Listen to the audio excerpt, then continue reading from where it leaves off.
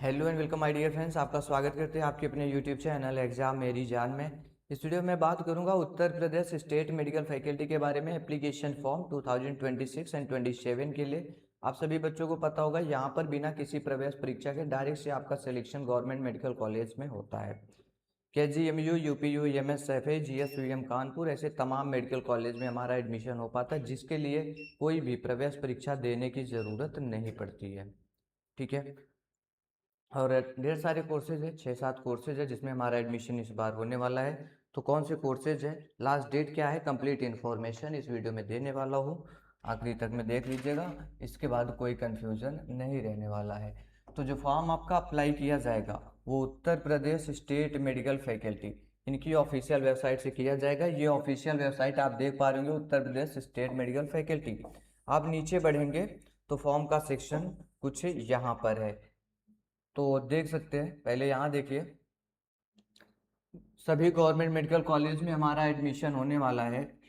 ये डिप्लोमा पाठ्यक्रम में, पैरामेडिकल के डिप्लोमा कोर्सेज में प्रवेश 12वीं की परीक्षा में प्राप्तांकों के प्रतिशत के आधार पर होगा।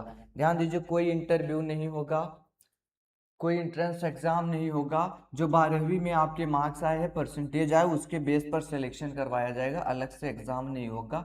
बोल रहे थे जुलाई के तीसरे हफ्ते में फॉर्म आएगा, तो फाइनली फॉर्म भी जारी हो चुका है। ये प्रोस्पेक्टस है इनका, इसको डाउनलोड कर लेना और इस URL से जाओगे तो एप्लीकेशन फॉर्म फिलअप कर पाओगे। लेकिन पहले मैं प्रोस्पेक्टस आपको दिखा देता हूँ, बाकी उसके बाद अप्लाई कैसे करोगे वो भी दिखा देता हूँ। अभी यहाँ पर कौन फॉर्म अप्लाई कर पाएगा, कौन नहीं कर पाएगा, ये सब डिटेल्स आपको देने वाला हूँ। चलिए स्टार्ट कर लेता हूँ। यहाँ पर ध्यान दीजिए,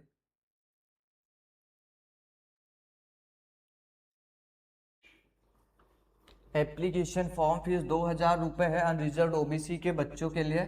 बाकी लोगों के लिए SC ST PWD आप सभी के लिए 1500 रुपये रहने वाली, जिसमें 500 रुपये फर्स्ट राउंड काउंसलिंग का आपसे पहले ही ले लिया जाएगा। इन कोर्सेज में एडमिशन होगा। कोर्सेज आप देख सकते हैं किस कोर्स के लिए होगा।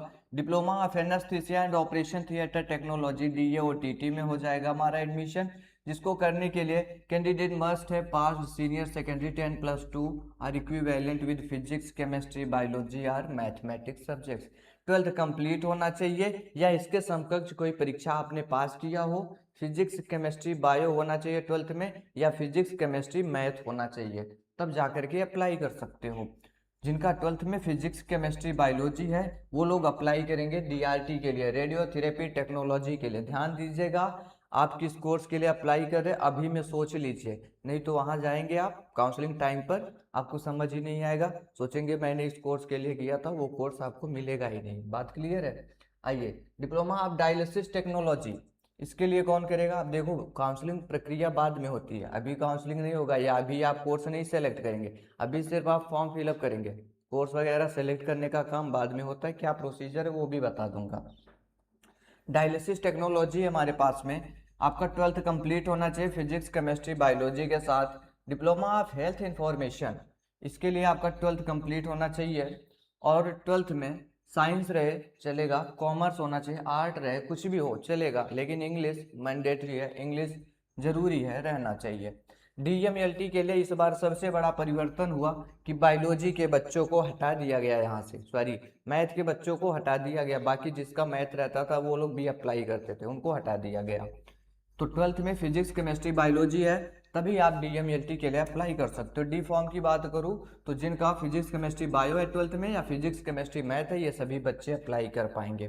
बात क्लियर है, तो आप अपने हिसाब से देख लेना। और कुछ सवाल हमसे पूछ रहे थे कि सर मेरा 12th इस बार पास हुआ है, ध्यान दीजिए कौन कौन उसमें से नहीं कर पाएगा। अगर कुछ ऐसा आपके फॉर्म में आया है, the pass mark from each subject, ठीक है, अगर FT लगा है फेल इन थ्योरी, RT लगा है repeat in theory, grade E लगा है इसेंशियल रिपीट, एवं SYC इत्यादि अंकित होने पर आप अब मतलब योग्य नहीं है, आप फॉर्म अप्लाई नहीं कर सकते हैं।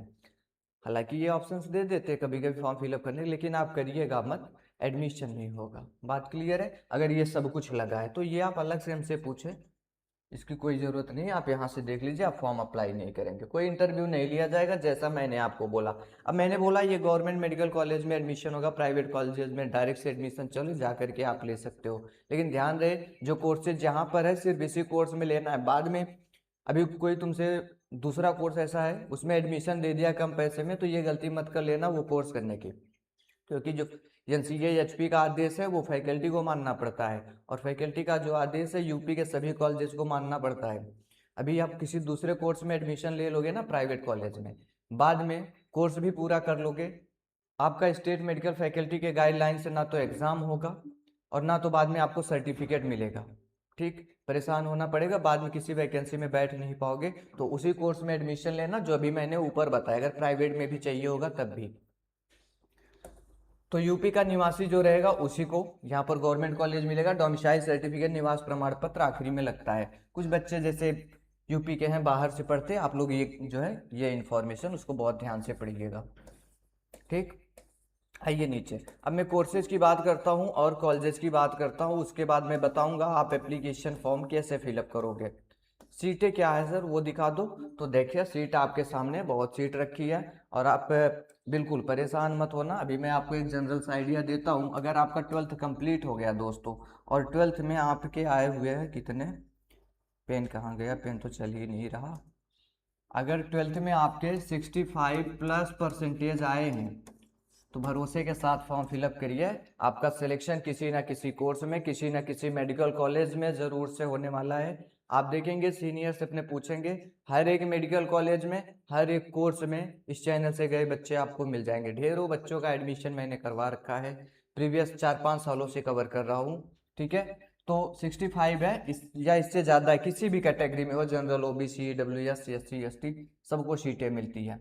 ठीक है, अब देखो DA OTT के लिए 710 सीटें हैं, DRT के लिए 90 सीट है, DDT के लिए 135 सीट है, DHIM के लिए 70 सीट है, DMLT के लिए 1120, डी फॉर्म के लिए 300 सीटें हैं। सामने कोर्स का ड्यूरेशन लिखा गया है।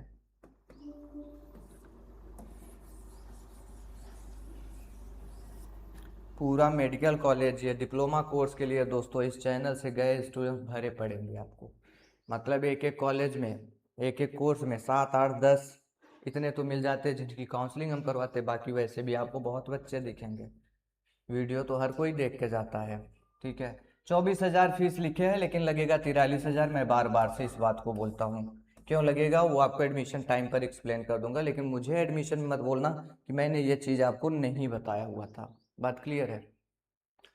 कॉलेजेस देख लो कहाँ पर एडमिशन होगा। अमेठी में हो जाएगा तुम्हारा, जैसे अमेठी में डायलिसिस के लिए हो जाएगा, हेल्थ इंफॉर्मेशन मैनेजमेंट के लिए हो जाएगा, DMLT के लिए हो जाएगा, anaesthesia and operation theatre technology के लिए हो जाएगा। सबके सामने इन्होंने सीट दे रखा है 10, 10, 30, 30 ऐसे। फिर बहराइच में हमारा सिर्फ एक कोर्स में होगा, DMLT में होगा। चलिए मैं बता देता हूँ ओरली कहाँ पे होने वाला है। अमेठी, बहराइच, फतेहपुर, फिरोजाबाद, हरदोई, जौनपुर, पीलीभीत, प्रतापगढ़, गोरखपुर, लखनऊ, कानपुर, अंबेडकर नगर, ऐसे दोस्तों लगभग सभी जगह पर आपका एडमिशन होने वाला है। यूपी के छोटे बड़े जितने भी मेडिकल कॉलेज है सभी में इसी के माध्यम से एडमिशन होने वाला है। बात क्लियर है। आइए, अब आपको एप्लीकेशन फॉर्म फिलअप करना है तो कैसे करोगे, लास्ट डेट क्या है वो भी तो जानना जरूरी है। इतना बैक क्यों कर लिए। अप्लाई हेयर इस पर क्लिक कर लीजिए। जब ज़्यादा ही बैक हो गया तो क्या चलेगा, थोड़ा सा टाइम दीजिए दोस्तों, ज़्यादा PDF पीछे हो गया, आगे करने आता ही नहीं, मुझे बहुत कम चलाने आता है ये बोर्ड। अप्लाई हेयर दिख रहा है, इस पर क्लिक कर लो। यहाँ पर आप देखेंगे 13 जुलाई से फॉर्म स्टार्ट है, 10 अगस्त तक डेट रहने वाली है। तो ध्यान दीजिए, फैकल्टी यूजुअली डेट नहीं बढ़ाती है, इस डेट में आप सभी बच्चे फॉर्म अप्लाई कर ले, और इन्होंने टाइम आपको अच्छे से दे रखा है। तो डॉक्यूमेंट ये बिल्कुल अच्छा सा बनवा लेना, और जो इन्होंने डॉक्यूमेंट बताया हुआ टाइम उस टाइम का होना चाहिए दोस्तों। ये सब देखो छोटी छोटी सी बात है, अपना निवास प्रमाण पत्र, कास्ट सर्टिफिकेट, ये सब कुछ दोस्तों अच्छे से लगाना, क्योंकि गवर्नमेंट सीट की बात है। ठीक है, और टाइम भी दिया गया। बाद में बच्चे कहते मेरा 1 अप्रैल के बाद का नहीं है, नहीं होते नहीं है तो क्या कर रहे हो, अभी में बनवाओ उसको, नहीं तो काउंसलिंग में समस्या होगी। ठीक है, तो ये डेट तो ये रहने वाली है 10 अगस्त तक, लेकिन फॉर्म फिलअप करना होगा ना, तो एक नोटिफिकेशन इधर पे डाउनलोड कर लेना, इसको कर लेना, मन करे तुम इधर पे आ जाओ, न्यू यूजर रजिस्ट्रेशन। ठीक है, बाकी इसके बाद पूरा स्टेप बाय स्टेप कैसे फिलअप करोगे वीडियो दे रखा है। कोई क्वेश्चन है, कंफ्यूजन है तो कमेंट में पूछिएगा। Thanks for watching this video.